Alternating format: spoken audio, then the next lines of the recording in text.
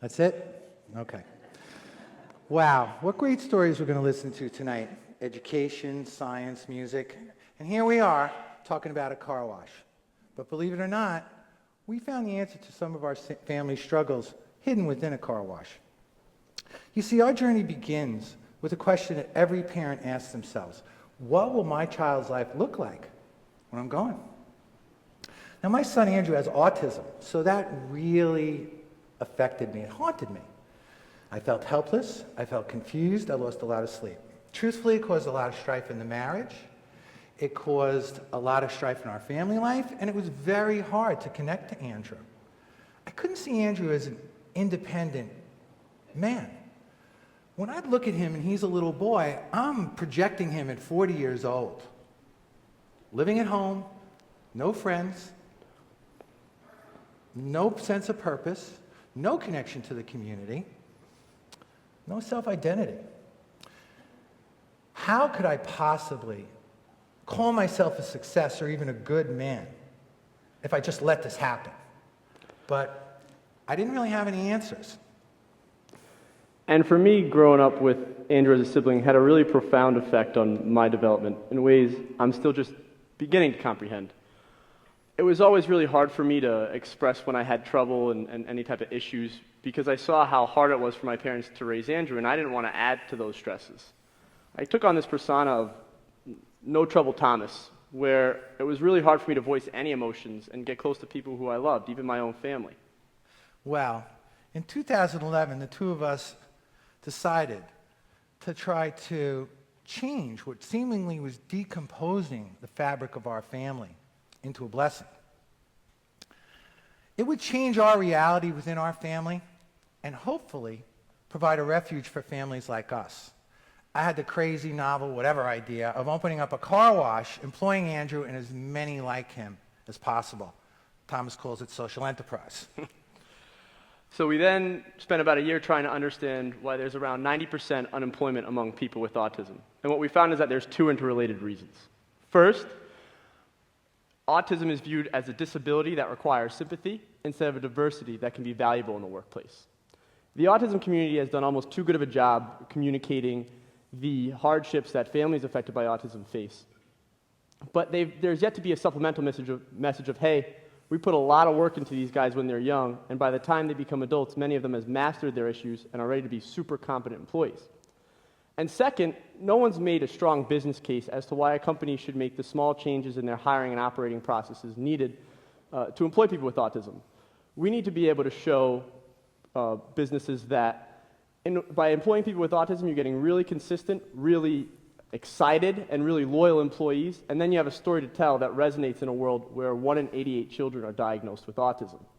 So at this point, what seemed like maybe a novel, maybe even a little crazy idea to employ Andrew at a car wash, it began to look a little bit more profound because a car wash actually turns out to be a pretty dynamic first step in integrating people with autism into their communities. I mean, think about it. What other locally owned businesses in your community had the visibility of a car wash? A car wash is one of those businesses that have are part of the fabric of your community, that are just like, say, your local dry cleaner or favorite deli. Going to them becomes part of daily life. Now, imagine turning that part of your community's identity into a force for good, a beacon of hope, and an invitation to those who have been left out of your community to come back in and join it. We believe that that type of business can really move the needle on creating awareness for capability of individuals with autism, and will also create more equitable opportunities for this really talented group.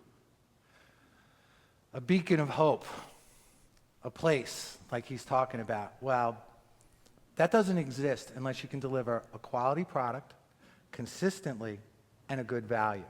Now, I didn't know anything about a car wash. He didn't know anything about a car wash. And our relationship to autism was through family and friends and the community we came from.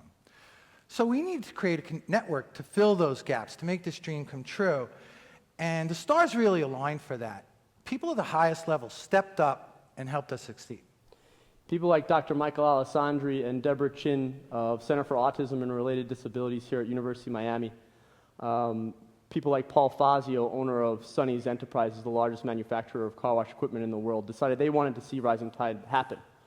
Paul and his team at Sonny's took us under their wing, taught us the business, and Paul went so far as to actually let us work at the only car wash he owns, which is down in Florida City, to test to see if people with autism could really do the job. And then Deborah and Michael vouched for our program to the autism community, helped us recruit 14 individuals with autism over the summer of 2012 to see if we could make this work. And what we found during that pilot was, it was amazing. We were hoping that people with autism were going to be able to do a really consistent job and do it under time standard, and they were certainly able to do that. But what was even more striking was that the consistency and the level of detail was kind of off the charts. So what we saw at that point, we looked at each other and said, well, maybe we can turn this disability into a real competitive advantage for our business. And at that point, Rising Tide was really born. We had the confidence to go forward and build our first, or actually buy our first full-scale location in Parkland, Florida, where we opened our doors last April in 2013. We're employing 35 young adults with autism and a couple of guys that are a little older too. And because we're producing a really high-quality product at a reasonable price and we have a better story to tell, we've tripled our business since we opened, and now it looks like we're going to be profitable for the year by the end of this month. Thank you. Well, the story's about people, too. Take Melvin, for example. When he first came to us, he used the defense mechanism, very stoic, looking at his glasses, shaking his head. Now look at him, 10 months later. Melvin's a team leader. He tells me the favorite things about working at the wash is communicating with clients and making friends. And how about Big Joe and Matt, two employees that came to us after really long stints of unemployment. Joe's 48 years old, and he tells us he finally feels like Big Joe again after wasn't feeling like that for a long time. And because of that, he's always to work on time. He's always looking to pick up extra shifts. He's probably one of our most reliable employees. And Matt came to us really not knowing what he was going to be able to do with his life because he hadn't seen any real opportunity. Well, fast forward to now, he's also a team leader. He's probably one of our most valuable employees, and he checks out cars. He does everything. It's amazing. And he even has aspirations now of becoming a pet groomer, something I feel like he's going to be awesome at, and I hope we're able to give him the skills to get there. Right, and if we're going to talk about employees, we can't leave out Lucas. Lucas is a great employee, and he also came up to Thomas one day and said, he's convinced I'm Batman. So anyway, Lucas, he's a tunnel guide on, and as you can see in the picture, he's loading the cars onto the rails of the conveyor. Now, this is a really important job. This is the funnel point of the car. This is where throughput occurs, and our total production is dependent on. Lucas has loaded over 60 cars in an hour, over a car a minute. He's worked for us for a few months. He has autism. Now, we've heard these stories since our proof of concept in 2012, but they never really crystallized for us until my brother Andrew started working with us this past July. Yeah, after a year in development, Andrew and Donna came down to Florida, and Andrew started working, and within 2 weeks, I got my first taste. You see, Andrew has autism, so what that means is it's a social disconnect, tight internal frame. You don't care much about what's going on around you. You're happy alone. You like routine. And, interaction with people, it's kind of optional, or sometimes just, I don't want to. Now, within 2 weeks, I go to Smashburger with Andrew. He orders a cheeseburger, fries, no ketchup, no tomato, no lettuce, no onions. He's very sensitive, routine. That stuff's vegetables, not touching it. Me, I order a chicken portobello mushroom sandwich with everything on it. Well, 3 minutes later, after we're sitting down, Andrew already inhaled his burger. So I turn to him and I say, would you like a bite of my burger? Now, it's always no. This time he says, yeah. And I turn to him and say, well, I'm going to go for it. Now, would you like my burger? And he turns to me and says, no, that's your dinner. I'm like, okay. Well, would you like to split the burger? And he turns to me, the chicken sandwich, I'm sorry. And he says to me, yeah. Well, it doesn't seem like a big story to all of you out there, but you see, to me, it was my first story. He showed change within 2 weeks from the wash. He showed in that simple example that he had the confidence and trust to try something new. He actually showed empathy when he said he couldn't take my burger because it was my dinner. He actually showed teamwork and interrelationships when he said we could split it. Now, I know a lot of you thinking, job at a car wash, how can that make those differences? But Rising Tide doesn't exist without our staff, our people. When you're there, you can feel it, a sense of confidence, a sense of pride, a sense of community. That can work magic on a group of individuals that have been left behind. Like Tom said, the car wash is big and bold, straight in the public's face. That also allows the public to get to know the people who work for us, our employees. And also gets them to connect with these people that are sitting out on the fringe. Well, now I have my community, a group of individuals and families that'll last beyond me. They'll have a place. And we've also, it's done a lot to create this village inside our business, but it's also done a lot to bring my family closer together. We're united in this shared mission to make Andrew's life and hopefully many other people's lives better. And I mean, it always puts a smile on my face when I think about what our family life probably would have been like if it weren't for Rising Tide. I'd probably be living in Manhattan. My mom and brother would be living on Long Island. My dad would be down here in sunny Florida. I'd probably see my mom maybe every few months, talk to her on the phone every week or so. My dad, probably pretty much never see, but I talk to him all the time on the phone. But my brother, I'd have no relationship with, to be perfectly honest. I might say hello to him when I, go see my mom, but that would be the extent of it. Well, fast forward to today, and our relationships is a whole lot different than that. I mean, we see each other on a daily basis. We have really lively conversations because of Rising Tide. And, my dad's my greatest mentor. He's taught me what it is to be a leader and how to run a business.